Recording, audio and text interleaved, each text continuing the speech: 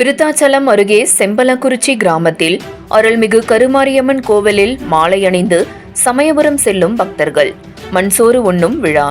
கடலூர் மாவட்டம் விருத்தாச்சலம் அடுத்த செம்பலக்குறிச்சி கிராமத்தில் உள்ள அருள்மிகு கருமாரியம்மன் கோவிலில் இருந்து ஒவ்வொரு வருடமும் சமயபுரம் மாரியம்மன் கோவிலுக்கு மாலை போட்டு 11 நாட்கள் விரதம் இருந்து இருமுடி கட்டிக்கொண்டு பக்தர்கள் செல்வது வழக்கம்.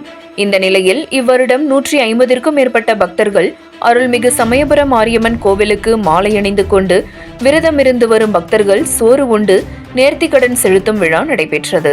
முன்னதாக பழைய அருள்மிகு கருமாரியம்மன் கோவிலில் இருந்து சக்தி கரகம் ஜோடிக்கப்பட்டு சிறப்பு தீபாராதனை காட்டப்பட்டது. பக்தர்கள் அம்மன் வேடம் அணிந்து கும்மி அடித்து பம்பை இசை முழங்க பக்தி பரவசத்துடன் நடனமாடி ஊர்வலமாக அருள்மிகு கருமாரியம்மன் கோவிலை சென்றடைந்து அம்மனுக்கு சிறப்பு அபிஷேகம் ஆராதனைகள் நடைபெற்று சிறப்பு தீபாராதனை காட்டப்பட்டு மண்சோறு உண்ணும் விழா நடைபெற்றது. இதில் 200க்கும் மேற்பட்ட அக்கிராமங்களைச் சேர்ந்த சமயபுரம் மாரியம்மன் கோவிலுக்கு செல்லும் மாலை அணிந்த பக்தர்கள் மண்சோறு உண்டு அம்மனை வழிபட்டனர். மேலும் மாலை அணிந்து விரதம் இருக்கும் பக்தர்கள் கோவில் பூசாரி பெருமாள் தலைமையில் அணிவகுத்து வருகின்ற 31ஆம் தேதியன்று சமயபுரம் மாரியம்மன் கோவிலுக்கு சென்று அருள்மிகு அம்மனை வழிபட உள்ளனர் என்பது குறிப்பிடத்தக்கது.